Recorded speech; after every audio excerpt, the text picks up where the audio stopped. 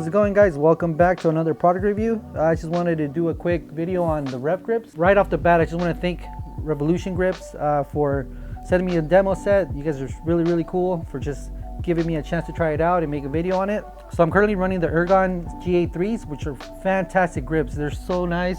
They have like a little flap where your palm kind of sits on and it just cushions it really good. So if these things are better than that, I'm just gonna be amazed. Another thing with that, the Ergon grips were $30 and these ones are $100. So let's get right to the unboxing. This is how the box looks. Okay, so we have the parts all laid out. We actually come with 4 thick washers, 4 thin ones, 2 grips, 4 clamps, 2 end caps, and a bunch of the little rubber inserts that go into the clamps themselves that causes the cushion. So you just gotta either use an X-Acto knife or anything you can cut the little rubber thing off of it. They pop off just like that, and then you stuff them into the little end caps like so, 4 on each clamp. And from here you add the washers. I'm actually going to go with the recommending starting point, which it says to use 1 thin washer on each side. So I'm going to start off with that. And the way you can tell which is the thin one and which is the thicker one, the thicker one's a little bit harder to bend, while the thinner one, it just bends really quick. So I'm using about the same amount of force, and you can tell how much thinner it is, and you can visually tell, but it's a little hard. Okay, so let's go ahead and build one of the grips, and then you pretty much get the idea for the second one. So I wanted to go with the recommended setting, which is medium. You need 1 thin washer for each side. I'm gonna go ahead and slap 1 thin washer, and as you can see, the little rubber shocks inside of it have holes in them, and those holes line up with the little pegs or legs on it, and we're just gonna slide that in there, and it should pop into place.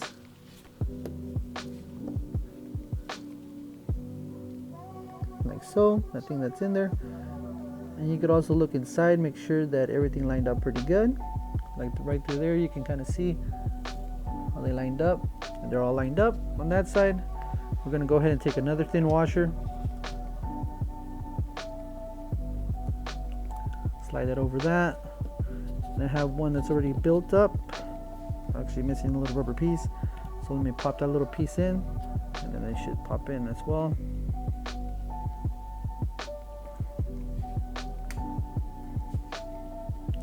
And it looks like the grip's all built up. Pretty straightforward, right? The thicker the shims, the softer the feel on it, and the less shims you have to like 0, the stiffer the play is. So before I slap this on my bike, I do want to show you how much bigger the grip is compared to the handlebar. As you can see, it's meant to float around the handlebar and not actually touch it. With the clamps on it itself, it's supposed to be somewhat suspended above the handlebars. I'm pretty sure you saw other videos already, but you know, just wanted to confirm it. So let's go ahead and slap this on the bike. So as you can see, I'm rocking the Ergon GA3s. I've said that before, but if the REVGRIPS are better than these things, I'll be surprised, because these grips are really badass. So let's go ahead and remove these first. Should just slide right off.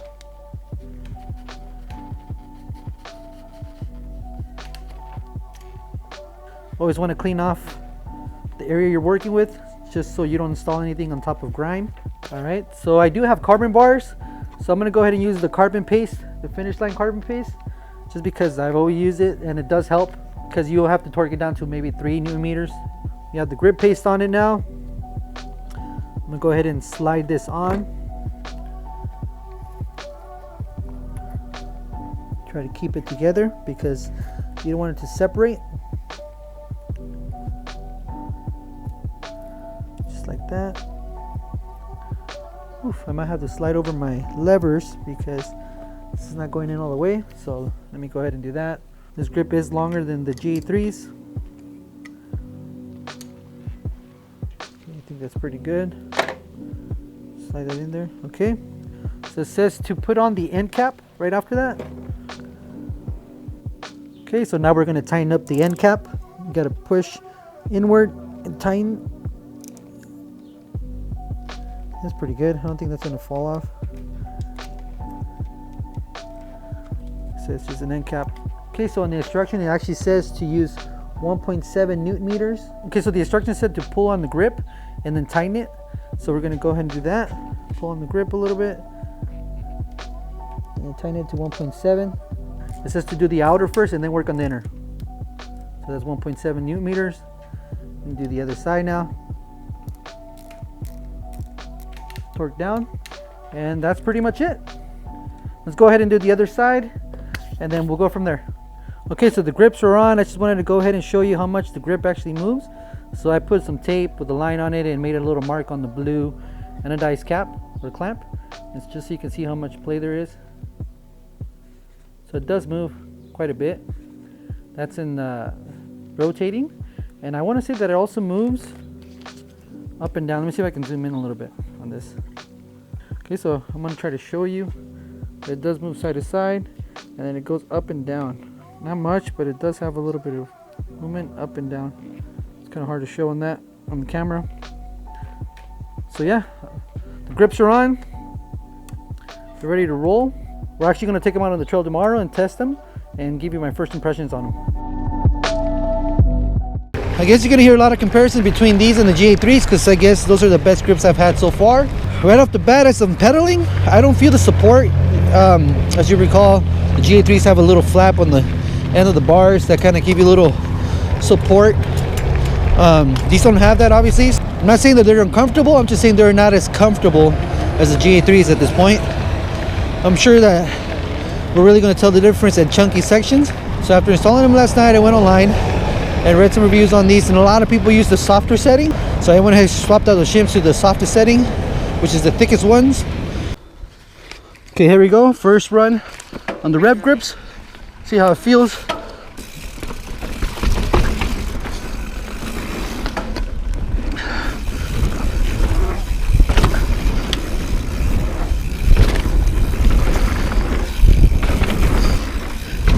All right, I definitely feel a little more cushion. I haven't hit any chunky sections yet. All right, that felt pretty good. Very unique feeling. We're gonna hit our first chunky section right there. Holy shit. All right, right off the bat, these things are actually working.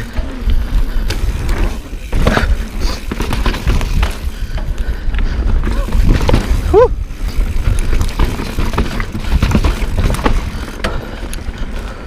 Okay, as I climb up, I want to go ahead and tell you what I feel after 2 quick downhill runs. First of all, I am an average rider. I'm not fast like some of you guys on this channel. So the question will be, is this worth for an average guy like me so far? Well, let's keep riding and see how that feels. We'll answer that at the end of this ride. It's a little too soon to answer that. But what I can tell you is that, you know, like some guy said that you don't really feel the difference right off the bat. And I'm gonna have to disagree.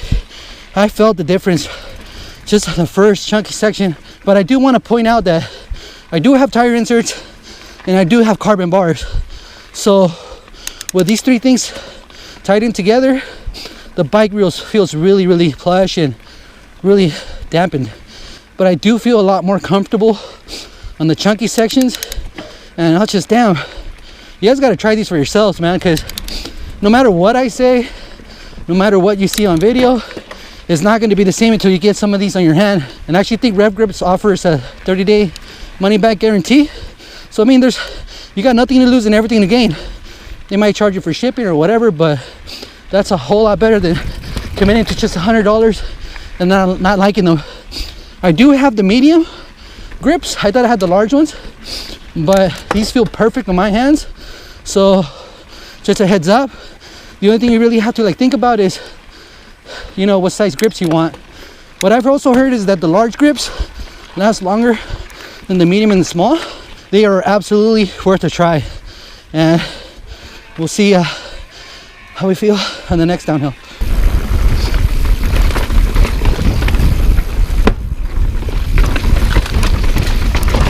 Woo!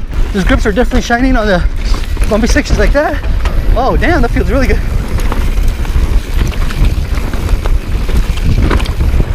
Shadow's tearing it up today. So here's one jump.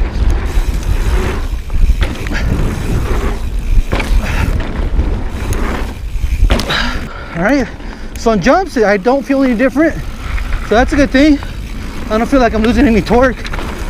I'm pulling up or anything like that. Oh my God, dude, you guys have to feel this on chunky sections. We just feel like, look at that. Wow. These grips are definitely working for me. Confident and inspiring so far.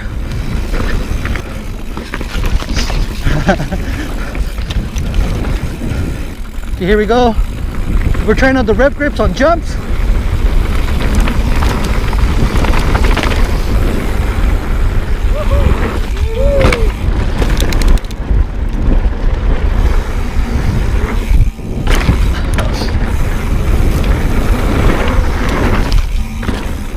They feel really good still on jumps. I don't feel like I'm losing any torque like I said before. Okay, this is a nice size jump coming up. Not bad at all. Not too shabby.